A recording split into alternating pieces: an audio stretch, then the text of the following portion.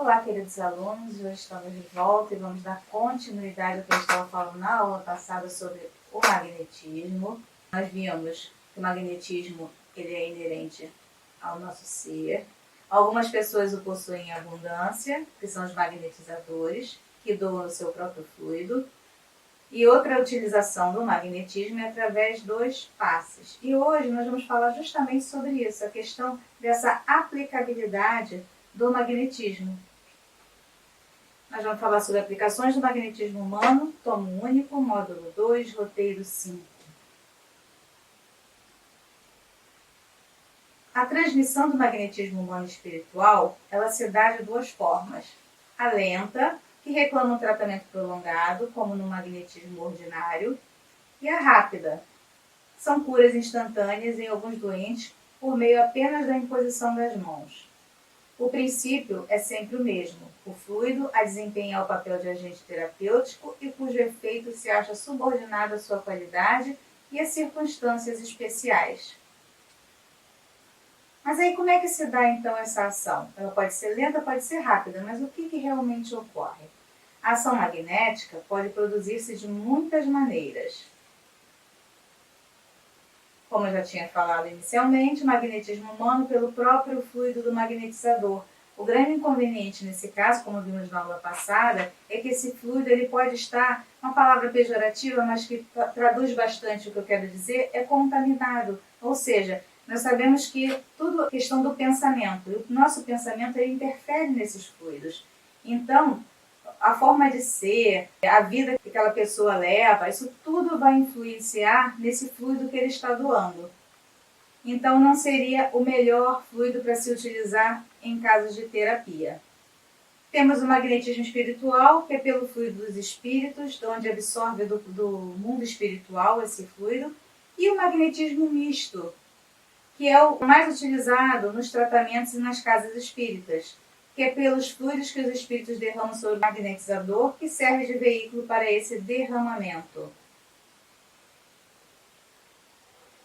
Então, nas casas espíritas, estamos falando da aplicabilidade desse magnetismo. Então, nas casas espíritas, esse magnetismo ele é utilizado como tratamento de diversas formas. Mas as principais são o passe, a prece e a água fluidificada. Aí vocês vão estar se perguntando, a prece, a água? Sim, nós vamos ver daqui a pouquinho. Vamos falar primeiro sobre o passe. O magnetismo misto é a forma usual de aplicação do passe na casa espírita. O passe é uma atividade espírita sistematicamente desenvolvida nas instituições espíritas por trabalhadores anônimos. A transmissão do passe deve ser considerada como um simples instrumento de auxílio, jamais recurso substitutivo de orientações médicas e psicológicas, porque doença e cura se encontram no espírito. Então, nós temos que ter muita cautela se formos a algum local e orientar-nos a abandonar qualquer tratamento médico que a gente esteja fazendo. Não, ele é um coadjuvante, ele é utilizado sim para tratamento e tem efeitos eficazes sim. Porém, a gente não pode abandonar a matéria. Se fosse assim, a medicina não evoluiria, a ciência não evoluiria, a farmacologia não evoluiria. Justamente por quê? Porque elas são necessárias. Então, nós temos que, sim, buscar o auxílio médico e o auxílio espiritual. Muitas pessoas procuram o centro espírita apenas em busca da cura ou alívio dos seus males físicos, psicológicos e distúrbios espirituais. É dever, pois, dos trabalhadores da instituição prestar os necessários esclarecimentos. Que esclarecimentos são esses? Quando a gente vai a uma casa espírita, a maioria dos casos, a gente vai pela dor. Nós somos impulsionados a buscar o que? O alívio para os nossos sofrimentos. Chegando lá, somos atendidos fraternalmente, somos conduzidos a salas para tratamentos, recebemos um passe, que é uma chuveirada energética, saímos de lá melhores do que quando chegamos, porém, continuamos a fazer as mesmas coisas.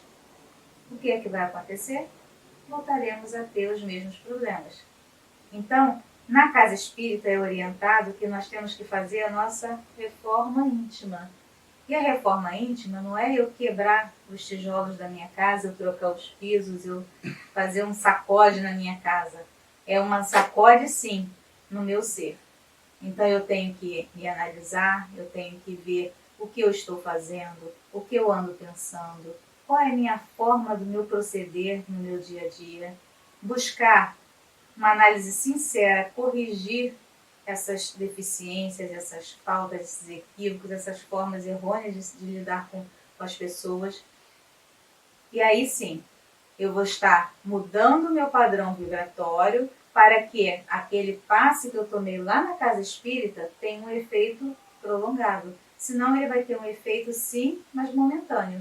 E assim que eu voltar a fazer as mesmas coisas, acabou o efeito dele.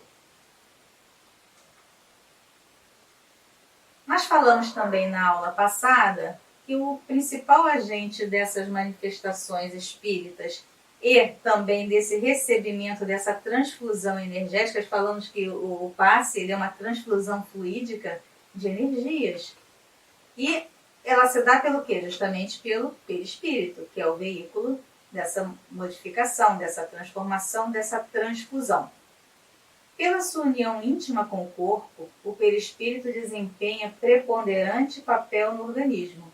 O pensamento do encarnado atua sobre os fluidos espirituais como o dos desencarnados e se transmite de espírito a espírito pelas mesmas vias, e conforme seja bom ou mal, saneia ou vicia os fluidos ambientes. Então, mostrando que o quê? Quando a gente está recebendo um passe, existe ali a espiritualidade trabalhando, manipulando aqueles fluidos todos. Vemos que o principal material que é utilizado nos passes, nas casas espíritas, ele é uma combinação de fluidos doados pelo médium que está ali trabalhando, fluidos doados pelos colaboradores da casa, fluidos do ambiente e os fluidos espirituais. Então, os espíritos manipulam esses fluidos e utilizam para atuar naquele paciente. Só que, como se dá essa atuação? Simplesmente eu jogo um fluido em cima da pessoa e a pessoa absorve aquilo tudo? Não, não é assim. Nós vimos também que existem vias especiais por onde ocorre essa transfusão. Então nós temos os plexos no nosso corpo físico e canais similares no nosso corpo espiritual, chamados centros de força, e eles se correspondem. Então, na hora do passe, esses plexos, esses centros de força se alinham e onde faz essa comunicação. Então, do perispírito do médium para o perispírito do paciente e do perispírito para o paciente, através dos nervos, vai se espalhando pelo corpo e atendendo às necessidades que aquela pessoa precisa. Então, no passe ou transmissão fluídica, não basta a existência de alguém com disposição para doar suas energias magnéticas. É necessário que ocorra uma interação entre o doador e o receptor. No passe, cria-se a ligação sutil entre o necessitado e o socorrista, e por semelhante elo de forças, ainda imponderáveis no mundo, verte o auxílio da esfera superior na medida dos créditos de um e de outro. Então não basta eu chegar na casa espírita, me colocar lá numa posição e receber um passe pensando na conta que eu não paguei, pensando nos problemas que eu deixei em casa, no trabalho. Não é assim que funciona. Ele tem que ter uma interação, tem que ter uma sintonia. Esse elo de ligação que ele fala, essa ligação sutil que forma, é justamente o quê? Essa sintonia. Então é necessário que você esteja sintonizado naquilo que você foi buscar, senão não vai acontecer. O trabalhador espírita que atua na transmissão do passe deve considerar a tarefa como uma oportunidade de servir ao próximo.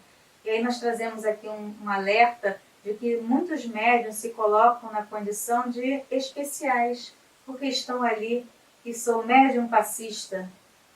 E aí se enche de orgulho, se enche de vaidade.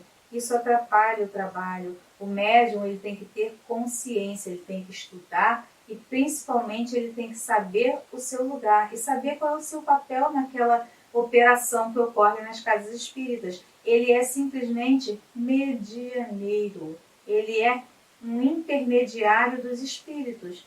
ele atua como uma ferramenta. Então ele não é a cereja do bolo, pelo contrário, ele é simplesmente uma ferramenta. Basta um sincero propósito de cooperação e a noção de responsabilidade para que sejamos iniciados com êxito em qualquer trabalho novo, jamais esquecendo que Deus opera maravilhas por intermédio do trabalho de boa vontade. Então, mostrando aqui que não basta o paciente estar sintonizado, o médium também tem que ter consciência do que ele foi fazer naquela casa, da que ele foi servir ao próximo, e aí sim que possa estabelecer essa sintonia e todos saírem com aquilo que foram buscar naquela casa. Conseguida a qualidade básica, o candidato ao serviço precisa considerar a necessidade de sua elevação urgente para que as suas obras se elevem no mesmo ritmo. E aí sair alerta para quê? Necessidade de estudo, necessidade de preparo. André Luiz, em suas obras, narra que o preparo do médium não é no dia da sessão espírita, não é no dia que a casa vai abrir, não é na véspera, é todo dia. O preparo do médium é todo dia. E como é que ele se prepara? Estudando, conhecendo a doutrina, fazendo a sua reforma íntima, mantendo-se em sintonia com a espiritualidade superior. Então, esse trabalho ele é constante, não basta fazer na véspera ou no dia. Antes de tudo, é necessário equilibrar o campo das emoções. Não é possível fornecer forças construtivas a alguém, ainda mesmo na condição de instrumento útil, se fazemos sistemático desperdício das irradiações vitais. E como é que é feito esse desperdício? Justamente a falta de equilíbrio. É achar que eu só preciso me manter sereno, tranquilo e equilibrado no dia da sessão espírita. Não, é todo dia. Recomendam também os instrutores espirituais que é importante que os colaboradores, ligados a esse tipo de atividade, adquiram maiores conhecimentos sobre a atividade. De certo, o estudo da constituição humana lhes é naturalmente aconselhável, tanto quanto ao aluno de enfermagem. Embora não seja médico, se recomenda a aquisição de conhecimentos do corpo em si. Então, se você quer desempenhar um bom papel, é importante que você se dedique, ou pelo menos tire um tempinho da sua vida para conhecer a anatomia humana, para conhecer sobre a doutrina, para conhecer sobre magnetismo. Tudo isso é importante para que você seja um bom instrumento para servir a espiritualidade. E aí falamos muito do passe, vamos falar sobre a água fluidificada. A água fluidificada também tem magnetismo? A água é veículo dos mais poderosos para os fluidos de qualquer natureza, informa o espírito André Luiz, citando o benfeitor espiritual Lísias. Informa ainda que na colônia Nosso Lar, a água é empregada sobretudo como alimento e remédio, e que ali existem serviços consagrados exclusivamente à manipulação da água pura pela captação de elementos oriundos do sol e do magnetismo espiritual. Então a água ela é um excelente veículo e, como tal, é utilizado em algumas casas como remédio. Sim, através do quê? Da magnetização daquela água. Algumas casas usam o termo fluidificação daquela água. Justamente o quê? Você está ali colocando energias, colocando fluidos e a espiritualidade está ali juntamente com os trabalhadores, da mesma forma que no passe, colocando essas energias na água, para que as pessoas que vão naquela casa possam absorver aquela água juntamente com essa pílula de saúde, digamos assim. É comum na casa espírita a magnetização da água pelos benfeitores espirituais que incorporam ao líquido simples recursos magnéticos de subido valor para o equilíbrio psicofísico do enfermo. Aliás, inúmeras substâncias existentes na natureza são possíveis de transformação. No entanto, a água é o veículo de escolha em razão da simplicidade da sua constituição molecular. E aí entramos na terceira forma de utilização do magnetismo, que nós falamos lá no início, a prece. A prece caracteriza-se como uma importante prática espírita, recomendada pelos próprios espíritos orientadores da codificação espírita. A prece não é movimento mecânico dos lábios, nem disco de fácil repetição no aparelho da mente. É vibração, é energia, é poder. A criatura que ora, mobilizando as suas próprias forças, realiza trabalhos de inexprimível significação. A prece, ela traz equilíbrio, ela traz harmonia. A prece, ela te faz sintonizar com o alto, ela te faz estabelecer essa comunicação que é necessária para que você possa absorver todos esses fluidos que você busca numa casa espírita. O nosso Mestre Jesus se utilizava desse recurso importantíssimo. Se ele, que era quem era, se utilizava, isso a nós, que ainda estamos tão ainda no início da nossa caminhada nessa jornada evolutiva. Por exercer a prece uma como ação magnética, poder-se-ia supor que o seu efeito depende da força fluídica. Assim, entretanto, não é. Exercendo sobre os homens essa ação, os espíritos, em sendo preciso, suprem a insuficiência daquele que ora, ou agindo diretamente em seu nome, ou dando-lhe momentaneamente uma força excepcional, quando o julgam digno dessa graça, ou que ela lhe pode ser proveitosa. Está no pensamento o poder da prece, que por nada depende nem das palavras, nem do lugar, nem do momento em que seja feita. Pode-se, portanto, orar em toda parte, a qualquer hora, a sós ou em comum. Então, essa prece a gente não tem que fazer só no momento que a gente vai receber o passe, ou só no momento que a gente vai agradecer a água fluidificada. Essa prece é uma ferramenta acessível a nós em qualquer lugar, a qualquer hora. É um recurso valioso porque nós dispomos dela a qualquer momento. Então, estamos nos sentindo não muito bem? Vamos entrar em oração. Vamos estabelecer essa harmonia, vamos estabelecer essa ligação, vamos pedir aos nossos mentores para que nos acalmem, para que nos ajude a atingir esse equilíbrio. Ela é um recurso valiosíssimo. E aí falamos tanto de magnetismo, de prece, de água fluidificada, de passe. Será que somente os espíritas possuem as vantagens do magnetismo humano espiritual em suas vidas? Isso é um privilégio dessa, vamos colocar dessa forma, casta dos espíritas? O poder destas forças espirituais são observados em todas as doutrinas religiosas, que são manipuladas tanto para o bem quanto para o mal, de acordo com o livre-arbítrio do magnetizador ou do grau de evolução do espírito. Observamos a utilização dessas energias benéficas em diversos rituais praticados pelas várias religiões. Falamos desde o início que a mediunidade, ela é o quê? Uma disposição orgânica. Se ela é orgânica, ela não pode privilegiar só aquele que é adepto da doutrina espírita. Ela vai ser utilizada por qualquer pessoa, em qualquer segmento religioso, em qualquer casta, em qualquer seita, em qualquer escolha da pessoa, ela vai ocorrer. E aí nós vemos manifestações espíritas em padres, em pessoas na igreja protestante. Nós vemos isso em outros segmentos religiosos, manifestações espirituais. Porque aquela pessoa, aquele médium, que a mediunidade não é privilégio dos espíritas, aquele médium ele pode estar em qualquer lugar. Ele pode ser adepto de qualquer doutrina ou religião. E como podemos então utilizar esse poderoso instrumento no nosso dia a dia? Como está no pensamento o poder da prece, nada melhor do que manter a sintonia do pensamento em coisas boas para facilitar a ação do fluido magnético durante a nossa rotina diária. Falamos em outras aulas também da questão da criação fluídica, o poder do nosso pensamento, a questão da gente direcionar o nosso pensamento para coisas boas, porque ele tanto é uma ponte quanto ele é um muro.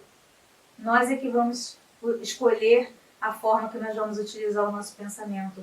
Então, nosso pensamento, ele plasma, ele cria. Sabendo disso, nós temos que utilizá-lo para o bem, para nos servir dele e para o bem do nosso próximo, dos nossos, aqueles que nos convivem conosco, seja em casa, seja no trabalho. Então, o pensamento, ele é poderosíssimo. E quando a gente está em prece, a gente está direcionando o nosso pensamento. É isso que a prece faz. Ela direciona o nosso pensamento e para o bem. Então, hoje falamos sobre aplicações do magnetismo. Já tínhamos explicado o que é o magnetismo, então hoje nós falamos sobre as suas aplicações. Espero que tenha clareado no entendimento de vocês. E vamos aguardar a próxima aula. Até breve. Graças a Deus.